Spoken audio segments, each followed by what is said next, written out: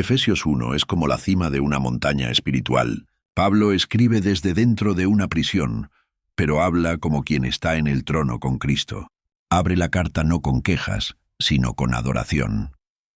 Bendito sea el Dios y Padre de nuestro Señor Jesucristo, que nos bendijo con toda bendición espiritual en los lugares celestiales en Cristo.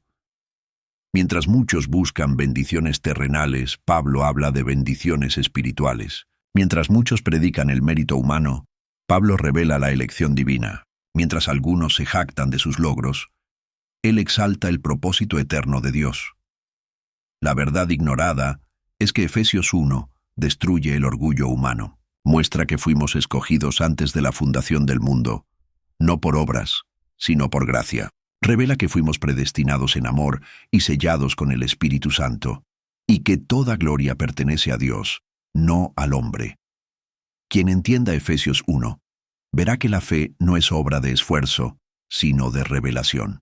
Que la identidad del cristiano no se construye en autoestima, sino en adopción. Que la seguridad no está en sentimientos, sino en el sello eterno del Espíritu.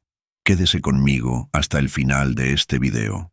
Vamos a sumergirnos en los 7 pilares de Efesios 1 y descubrir la verdad que muchos ignoran, la verdad que liberó a Lutero, inflamó a Spurgeon y aún hoy despierta corazones para la gloria de Cristo.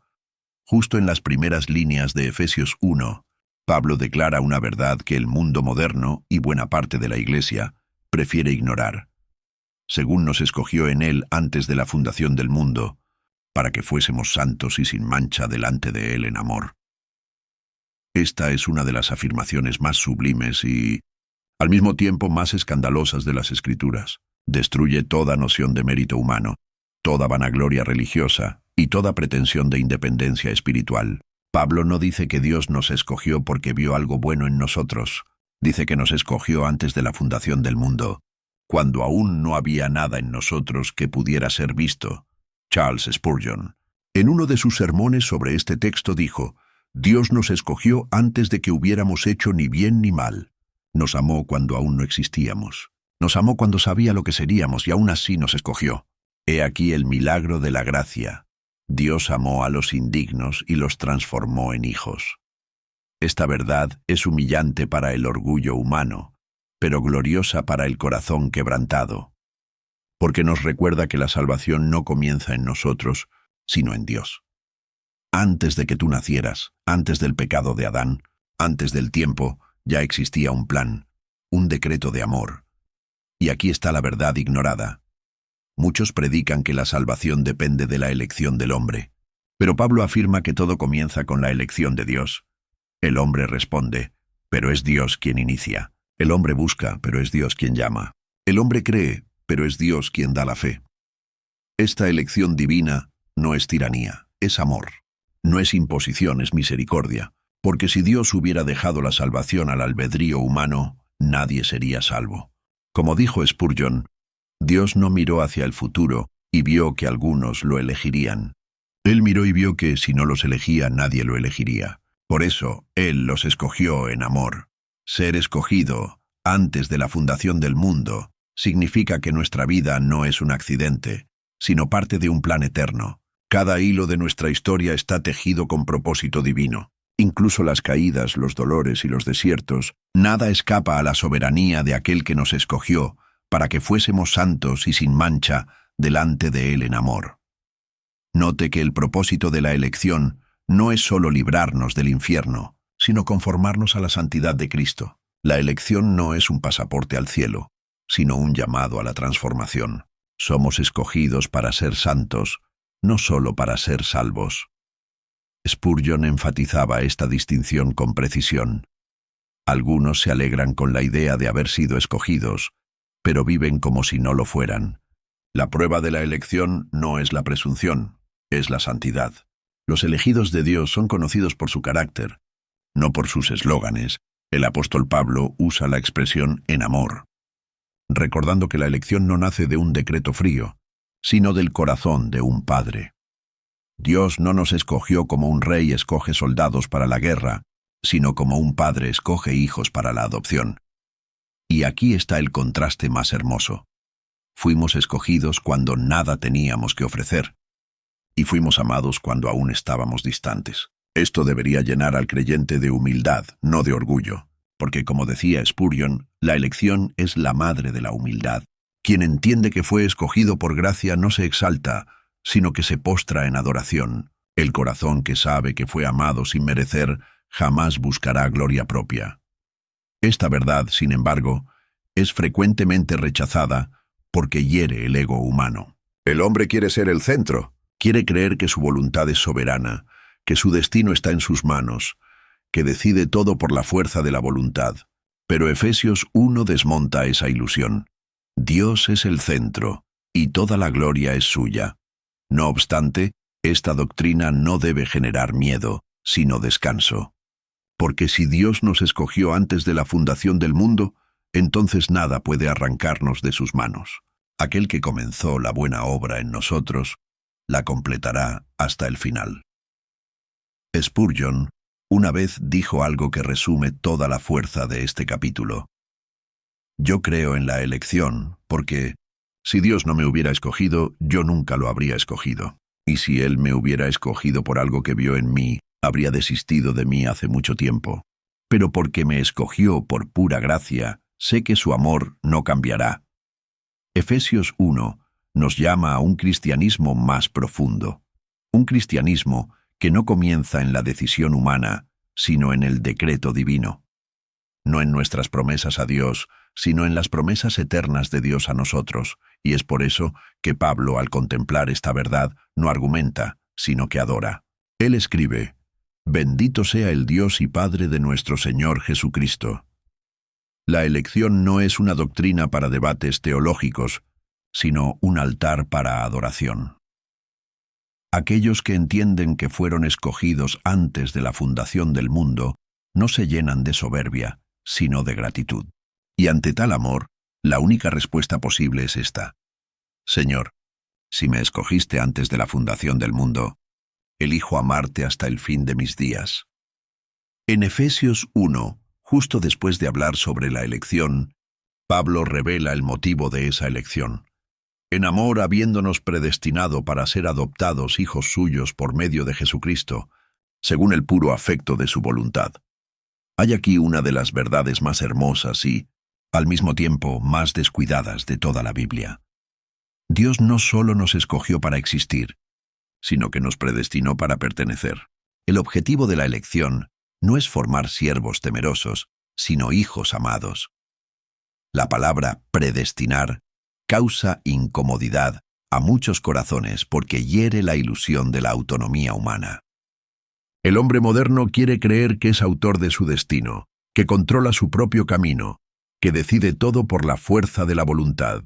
Pero Pablo nos muestra lo contrario. Hay una voluntad superior, santa, eterna y amorosa que antecede todos nuestros pasos. El cristiano no es un accidente espiritual, es un propósito planeado desde la eternidad. Spurgeon decía con sabiduría: la doctrina de la predestinación es como un trono de oro en el centro de la teología cristiana.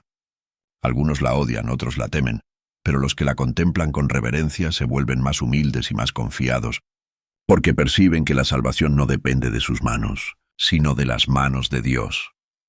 Ser predestinado para la adopción es algo mucho más profundo que ser simplemente perdonado. El perdón saca al hombre de la culpa. La adopción lo coloca dentro de la casa del Padre. Un criminal puede ser perdonado y, aún así, seguir siendo extraño a la familia del juez. Pero cuando Dios perdona, hace más. Nos toma para sí, nos llama hijos, nos da su nombre, su espíritu y su herencia. Hay aquí una diferencia sagrada entre religión y filiación. La religión intenta subir a Dios por escaleras humanas, buenas obras, méritos, moralidad. La filiación es lo contrario. Es Dios descendiendo al hombre y diciendo: «Tú eres mi hijo, yo te escogí, yo te adopté». Pablo usa la expresión «por medio de Jesucristo», mostrando que la adopción no sucede por mérito, sino por la mediación del Hijo unigénito. El Hijo eterno abre el camino para los hijos adoptivos. Spurgeon predicaba: adopción es el más alto privilegio del Evangelio. El perdón es dulce, pero la adopción es divina. Ser perdonado es ser liberado de la prisión. Ser adoptado es sentarse a la mesa del Rey. Cuando Pablo dice que esta adopción es según el puro afecto de su voluntad, muestra que la salvación no es resultado del azar ni del deber, sino de placer. Dios no nos adopta por obligación, sino por alegría. No nos recibe con renuencia, sino con deleite. Él quiso tenernos como hijos y esa voluntad es eterna. Esto debería hacer que el corazón de cada cristiano descanse, porque el amor que lo trajo a la familia de Dios no nació en el tiempo, sino en la eternidad. Esta verdad también revela un aspecto ignorado por muchos. La predestinación no es un muro que excluye, sino un puente que acoge. No es un mecanismo frío, sino un acto de amor. Spurgeon decía, Dios no nos escogió porque vio en nosotros alguna belleza, sino para poner en nosotros su belleza. Nos predestinó no para la ruina, sino para la gloria. Y si alguien pregunta por qué Dios hizo esto, la única respuesta es porque Él quiso. El cristiano que entiende esta verdad deja de vivir ansioso por probar su valor. Deja de intentar conquistar el amor de Dios, porque percibe que ya lo tiene. Antes incluso de nacer, ya había sido amado. Antes de creer, ya había sido deseado. Antes de arrepentirse, ya había sido planeado. Esta es la esencia de la adopción. Ser amado no porque es digno, sino porque es hijo. Pero esta filiación también trae responsabilidad. Ser hijo de Dios significa reflejar el carácter del Padre. El mismo Espíritu que nos adopta es el que nos santifica. Spurgeon decía, la elección nos llama a la santidad. Dios no escoge hijos rebeldes, sino hijos obedientes. La gracia que nos salva es la misma que nos moldea.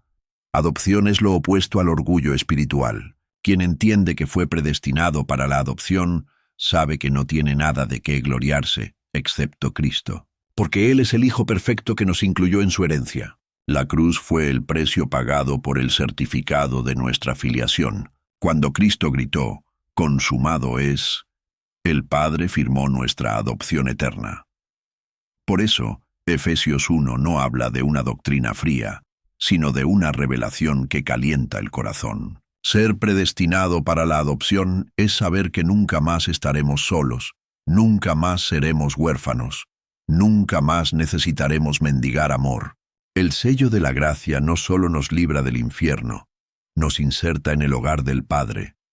Spurgeon concluyó esta verdad con palabras que resuenan hasta hoy. Hijos de Dios, alegraos. Fuisteis amados antes del tiempo, escogidos antes de la creación, redimidos en la cruz y sellados para siempre. Nada puede romper la adopción que nació en el corazón del Padre. Así, Efesios 1 nos llama a mirar al cielo y entender que no somos meros siervos intentando agradar a un Señor distante, sino hijos viviendo bajo el amor eterno de un Padre soberano. Y quien entiende esto deja de correr detrás de la aprobación y comienza a descansar en la identidad que fue decretada antes de la fundación del mundo. Hijos en Cristo, para alabanza de su gloria. Cuando Pablo continúa su carta a los Efesios, escribe una de las frases más consoladoras y revolucionarias de todo el Evangelio, para alabanza de la gloria de su gracia, con la cual nos hizo aceptos en el amado.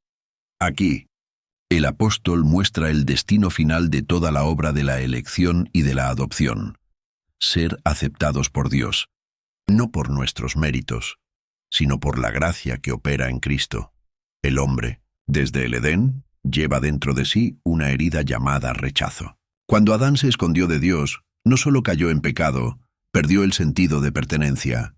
Desde entonces, la humanidad intenta desesperadamente recuperar ese lugar de aceptación, buscando aprobación en todo, en el poder, en la religión, en los logros, en los aplausos.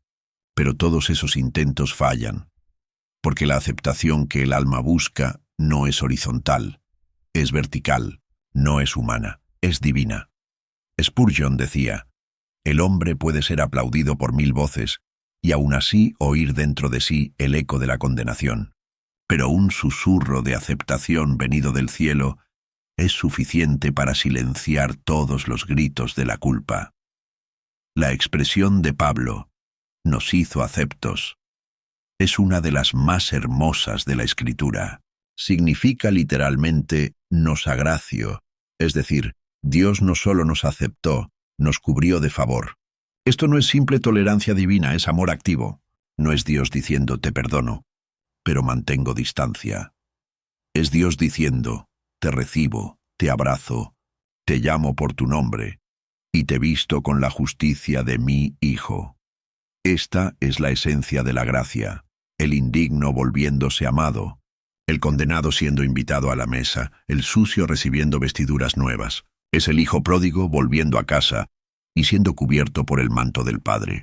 La gracia no solo remueve la culpa, restaura la dignidad. Pero aquí está la verdad ignorada.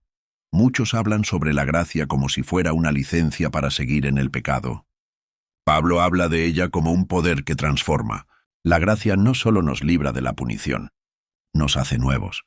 Spurgeon alertaba: la gracia que no cambia al hombre no es la gracia que salva al hombre. La gracia verdadera no solo cubre el pecado, lo crucifica. Cuando Pablo dice, en el amado, revela el secreto de esa aceptación. Dios no nos acepta por quienes somos, sino por quien Cristo es. Toda nuestra aceptación está escondida en Él. Esto significa que cuando Dios mira al creyente, no ve a un pecador imperfecto intentando ser bueno. Ve al Hijo perfecto en quien el creyente está oculto. Spurgeon decía: Dios no puede rechazar a aquel que está en Cristo porque no puede rechazar al propio Cristo. Esto lo cambia todo.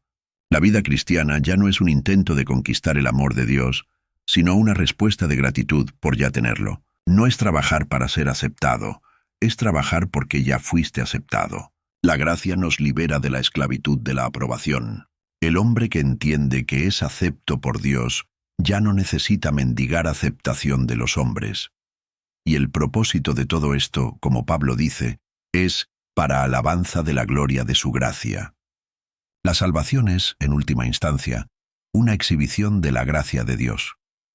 La gracia es la música que el cielo canta eternamente, y cada alma redimida es una nota en esa melodía divina. Spurgeon expresaba esto con dulzura y reverencia. Toda la historia de la redención es una sinfonía en la que el tema principal es la gracia. Las notas de la ley suenan severas, las trompetas del juicio resuenan fuertes, pero sobre todo, eso está el canto suave de la gracia que triunfa. Cuando el alma entiende que fue aceptada en el amado, descansa. La culpa pierde fuerza, la condenación calla, y el miedo es sustituido por la adoración. El Evangelio no es un tribunal donde intentamos defendernos, sino un hogar donde somos recibidos. Sin embargo, esta aceptación también tiene un costo: la sangre del amado. Dios no nos hizo aceptos ignorando el pecado, sino pagando el precio de él. Cada gota de la sangre de Cristo es el sello de nuestra aceptación. Spurgeon decía: la cruz es la llave de la gracia. Sin el Calvario no hay perdón. Sin la sangre no hay comunión. La sangre de Jesús no solo nos limpia, nos acerca. Por eso, todo aquel que intenta justificarse por sí mismo rechaza la suficiencia del amado, y todo aquel que descansa en el amado glorifica la gracia. El verdadero evangelio no tiene espacio para el orgullo, porque todo es don. La salvación es una mesa donde la única invitación es la fe, y el único mérito es el de Cristo. La gracia que nos hizo aceptos es el mayor milagro del universo. Es Dios mirando al pecador y diciendo: ya no eres lo que hiciste, eres lo que yo hice en ti. Es el corazón del Padre declarando al indigno: tú eres mi hijo, y en ti tengo placer. Spurgeon concluyó: la gracia es el ángel que desciende al infierno para rescatar a un pecador y lo lleva a las puertas del cielo cantando: gloria a Dios en las alturas. Y así, Efesios 1 revela el secreto que el mundo ignora. La gracia no es una teoría, es el aliento de Dios sobre el hombre muerto.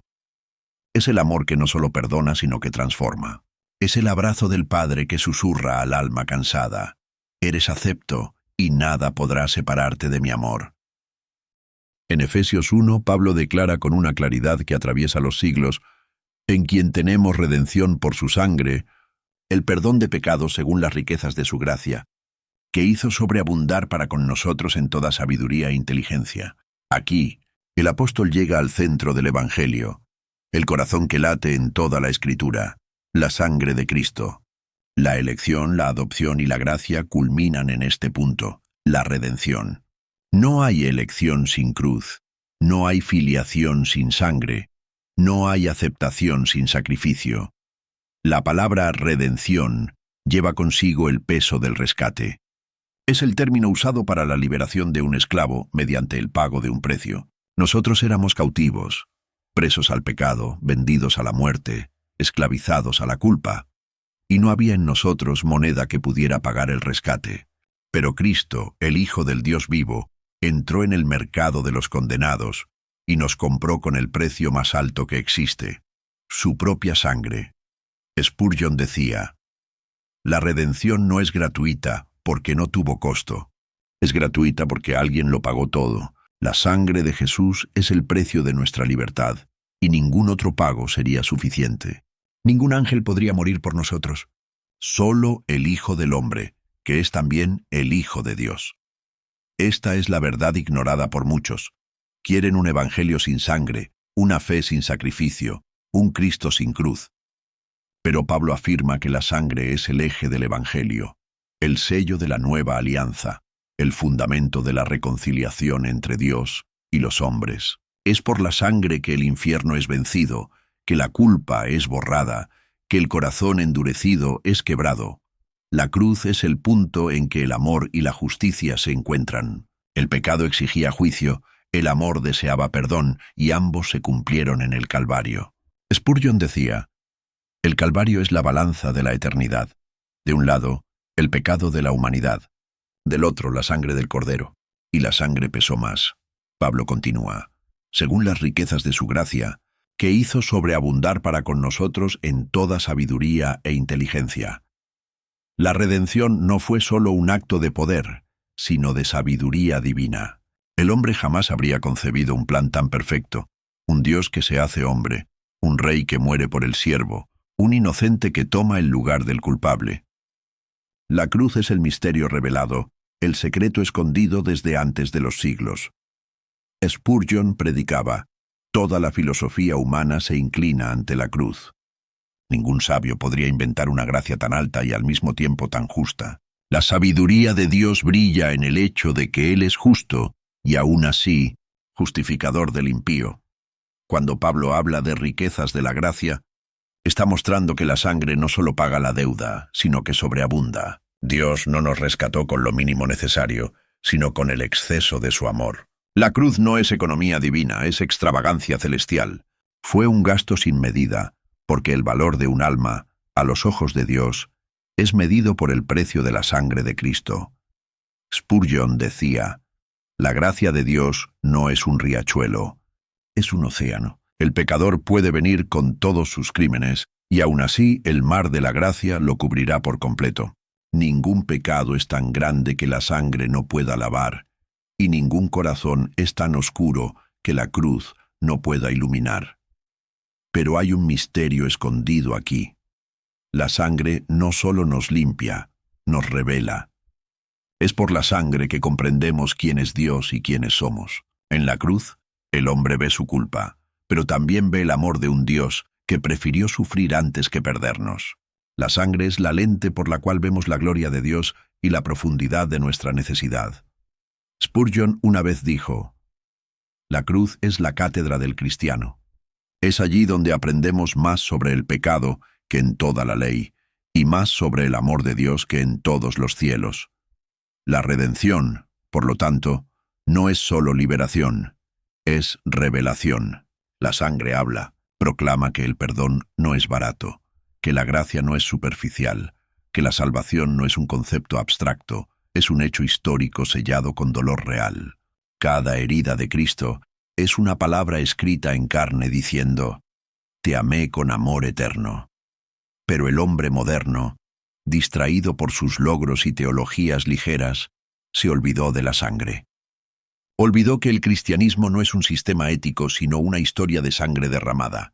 Spurgeon alertaba, un evangelio sin sangre es un evangelio sin vida, y un evangelio sin vida es un engaño mortal. Por eso Efesios 1 nos llama a volver a la cruz. Es allí donde termina el orgullo. Es allí donde el pecado muere.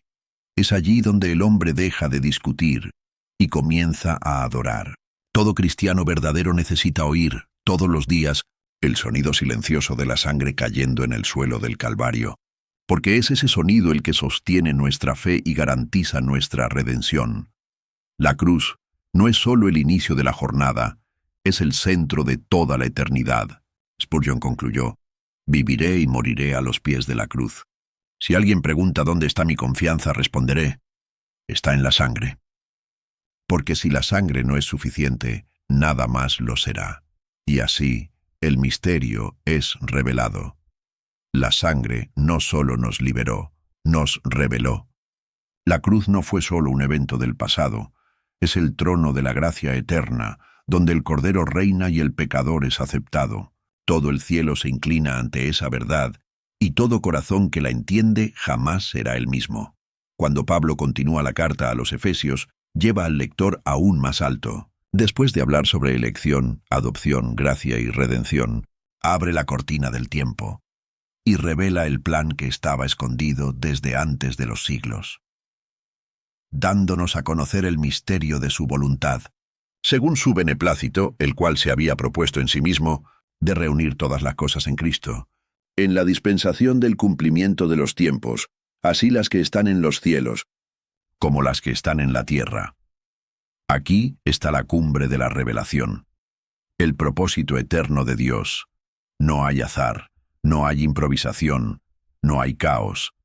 La historia humana no es un revoltijo de eventos inconexos. Es un hilo continuo tejido por las manos del Dios soberano que converge en un punto: Cristo. Todo fue creado por Él, todo existe para Él y todo será restaurado en Él.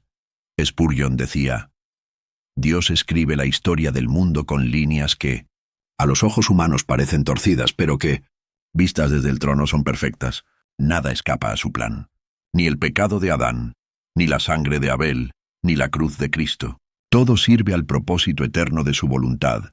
El hombre moderno se ofende con la idea de un Dios soberano. Quiere un universo democrático, donde el Creador consulte a la criatura antes de actuar.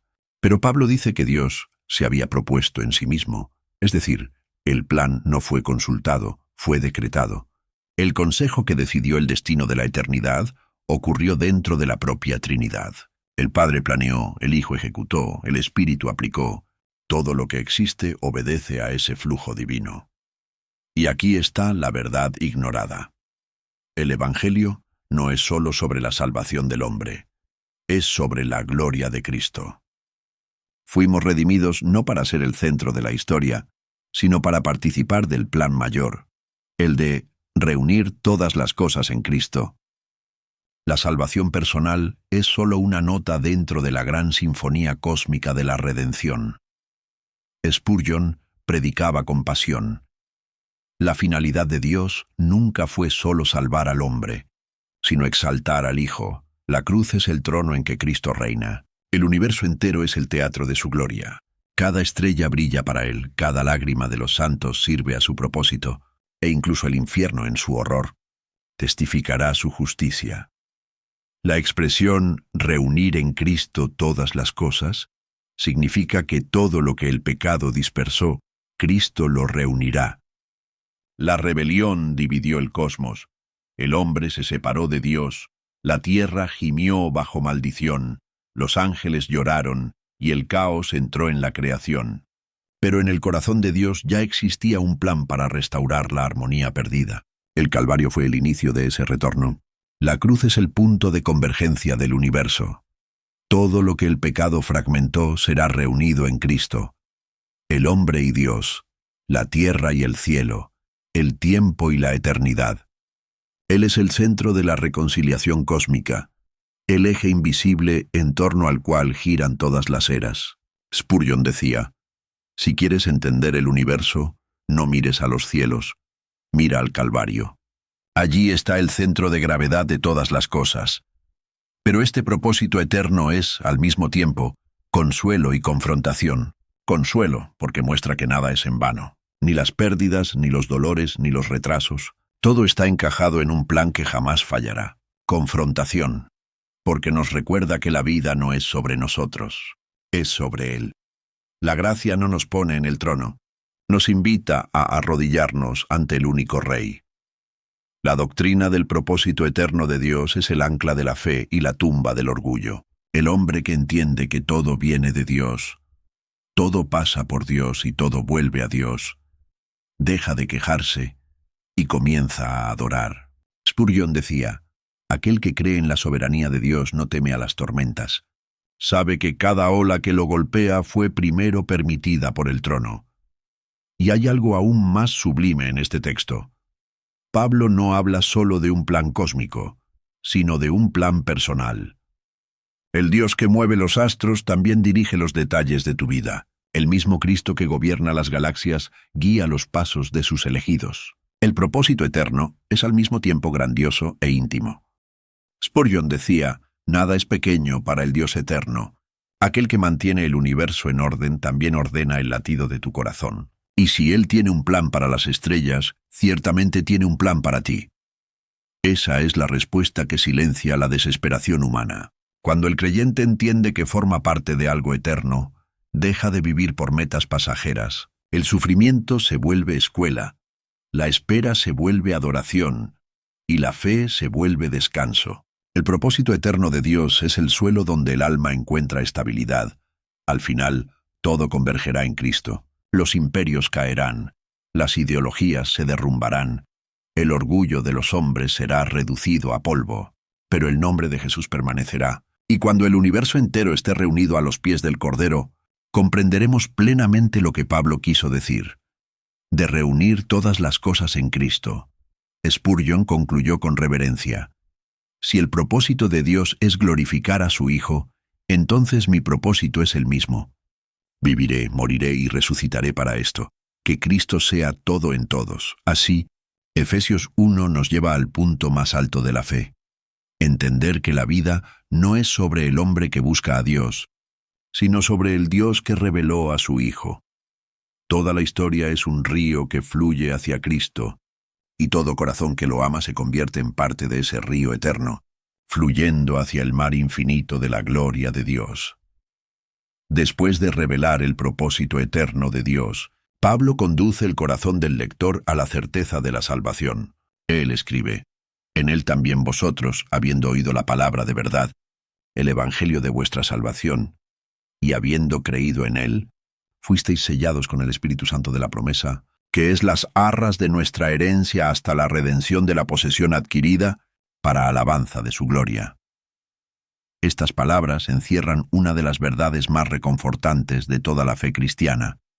El Espíritu Santo es el sello que garantiza que la obra de Dios en nosotros es verdadera, irreversible y eterna. La elección fue hecha por el Padre, la redención cumplida por el Hijo, y ahora el Espíritu aplica ambas en nosotros, como quien imprime un sello real sobre un documento eterno. En la antigüedad, el sello era señal de propiedad y autenticidad. Cuando un rey ponía su sello sobre una carta, nadie más podía cuestionar el origen ni alterar el contenido. Así también es con los hijos de Dios.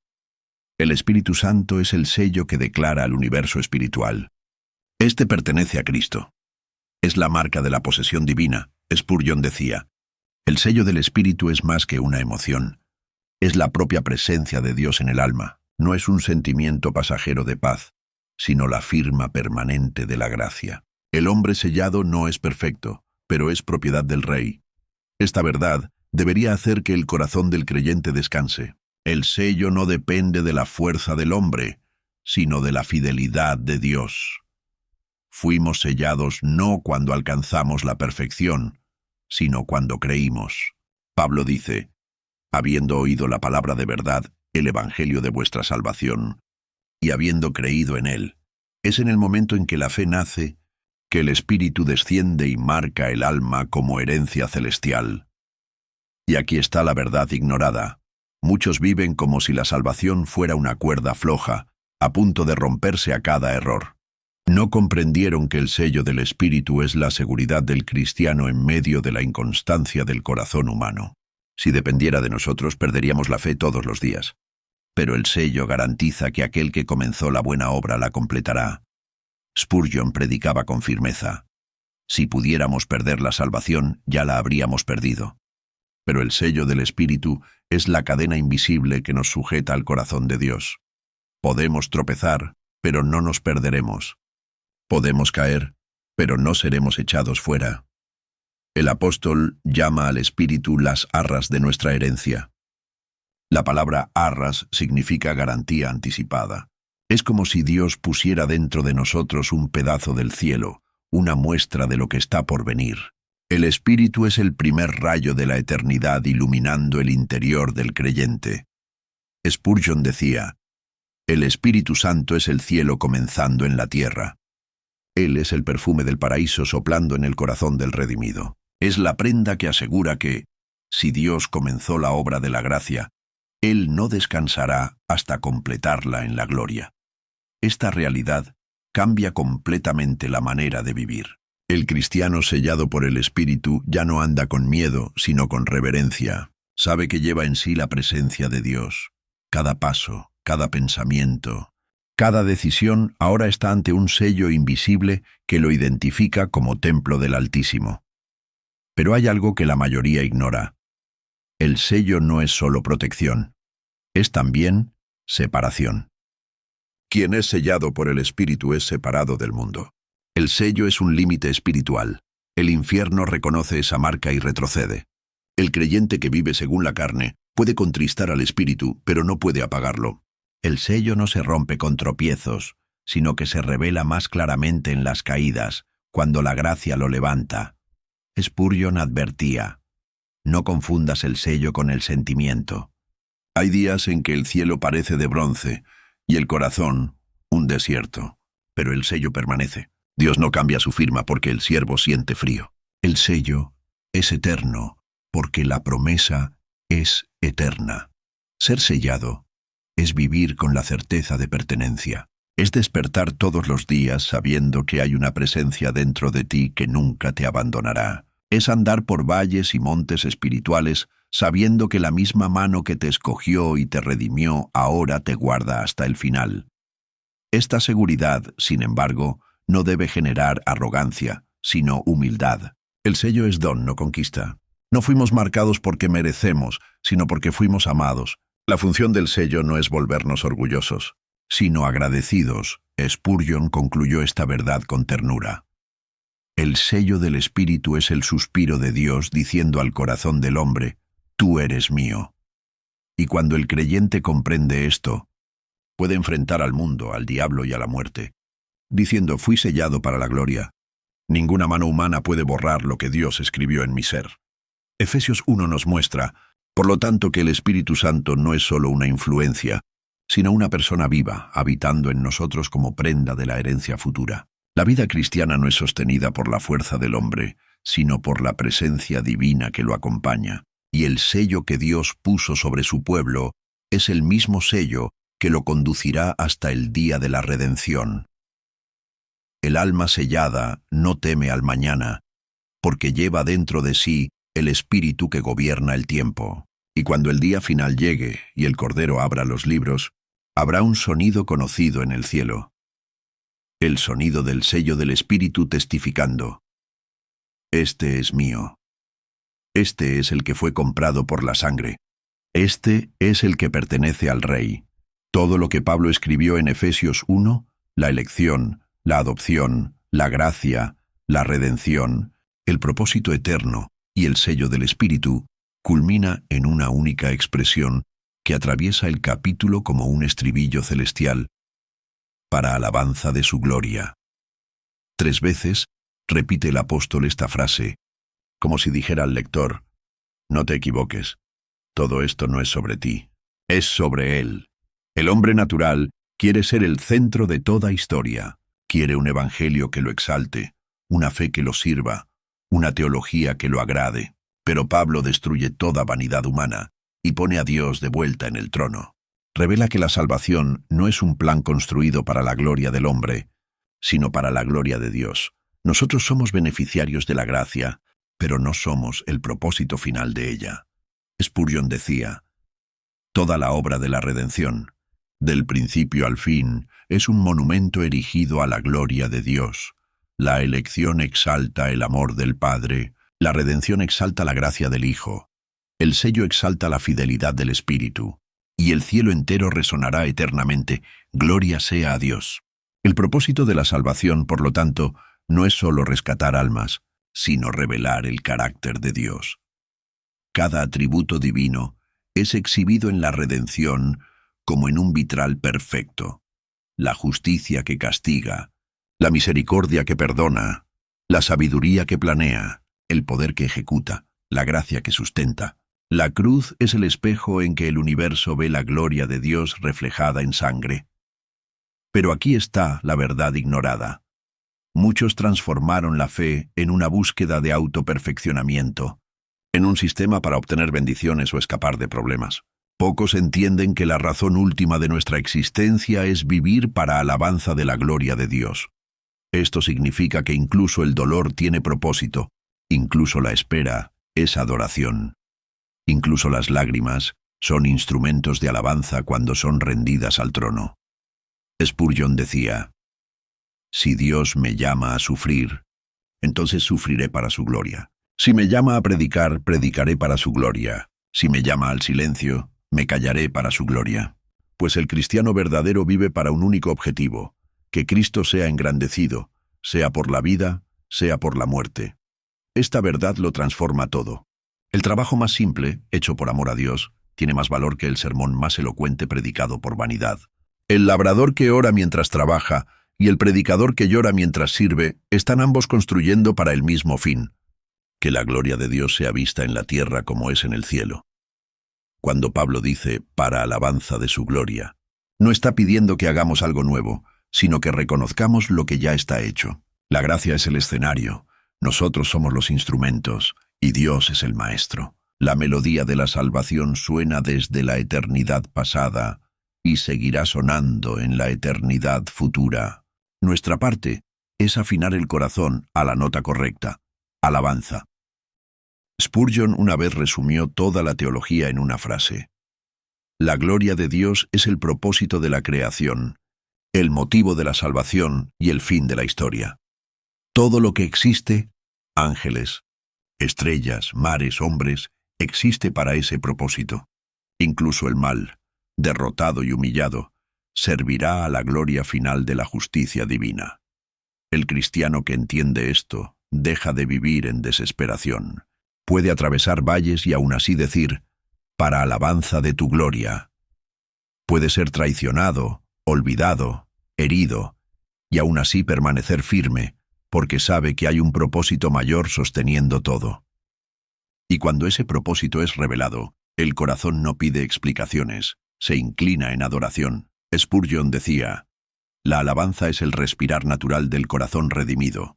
No es una tarea impuesta, es una necesidad vital. El hombre salvo necesita glorificar a Dios, así como un pájaro necesita cantar.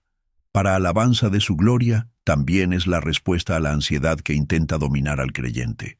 Cuando todo parece fuera de control, esta frase es el recordatorio de que nada está fuera del plan divino. Dios no perdió el gobierno. Él reina en sabiduría incluso cuando el mundo se deshace. Cada milagro y cada lágrima sirven al mismo Rey, y al final, toda lengua confesará que Él es Señor. Es por eso que, para Pablo, el cristianismo no es una religión de esfuerzo humano, sino una celebración de lo que Dios ya hizo. El Padre nos escogió, el Hijo nos redimió, el Espíritu nos selló, todo para alabanza de su gloria. La vida cristiana es una respuesta de gratitud a esa realidad eterna. Spurgeon concluyó este misterio con palabras que parecen resonar desde Efesios 1. Cuando el cristiano llegue al cielo, no se gloriará en nada que haya hecho. Dirá solo: fue la gracia la que me escogió, la sangre la que me compró, y el Espíritu el que me guardó. Gloria sea a Dios. Y así, Efesios 1 termina como comenzó, con adoración.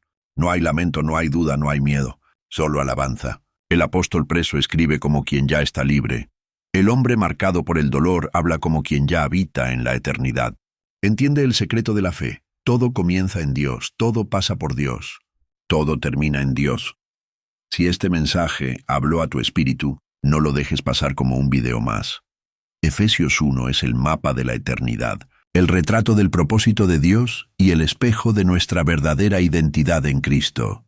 Fuiste escogido, redimido, sellado, no para vivir para ti mismo, sino para alabanza de la gloria de Dios. Suscríbete ahora al canal A Escola do Príncipe, porque aquí no predicamos un evangelio superficial, sino la palabra que despierta, confronta y revela el reino.